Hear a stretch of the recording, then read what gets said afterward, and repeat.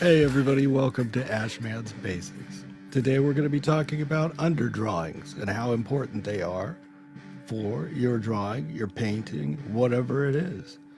It is crucial to establish a solid underdrawing. For the foundations of the paintings, they act as structural maps for composition, proportion, and perspective before applying the color to the piece. Because if you don't do that correctly, it'll show later on, right? We all know this stuff, but it reduces anxiety as well. So when you're working, you're not panicking about, did I do that right? You already did. You have it.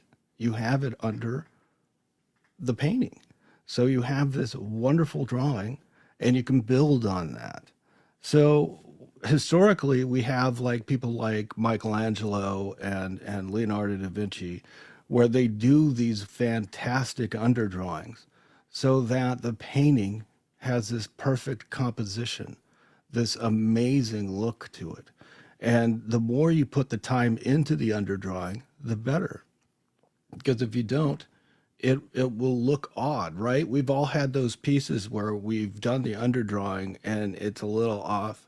And then you find out later on down the road when you're working, maybe the underdrawing wasn't quite right. And we have to do that correctly. Put the time in, put the time in. And the versatility in mediums, artists often use materials like vine charcoal, graphite, and paint to wash in and establish the underpaintings, depending on what you're working on. And we all know, you know, to do that, you know, most of us know. I use charcoal to scrub in when I'm doing a really basic drawing. And when I'm doing paintings, oil paintings, I use a wash technique. And the wash technique is either raw umber or burnt umber or something like that.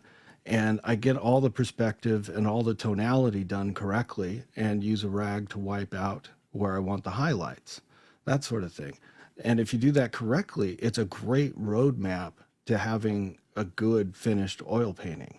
And if you do it incorrectly, it'll show later on down the road. Think of it like a foundation of a building. If you mess up the building's foundation, what's going to happen with the building? No matter how beautiful the structure is, it's going to fall in on itself. So if you have the most amazing technique over a not so great underpainting, it'll show through.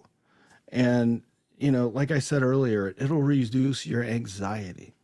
Because if you're building on it and you know you did well on it, it's not going to make you, did I do that right? What's going wrong? What's happening? Because you've done the groundwork for it, you don't have to worry as much. You've got a great roadmap to work from, and you can make that painting grow, and it'll be amazing as you move through the painting. So, and the flexibility of problem solving, explain you to that. It's the flexibility of problem solving. You've already done the problem solving, and once you take that factor away, you're more relaxed when you can go through it. And it improves your workflow as well. You know, once you get the underdrawing done, you don't have to go back and fix it. You fixed it earlier. You don't have to worry as much about, having to fix it. And there are some artists who have been painting a very long time or drawing a very long time, and they do a loose sketch rather than a detailed underdrawing.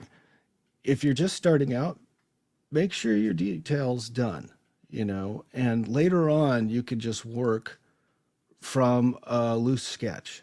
But if you're starting out, or if you're accomplished, and you need that detail, do it. Take the time.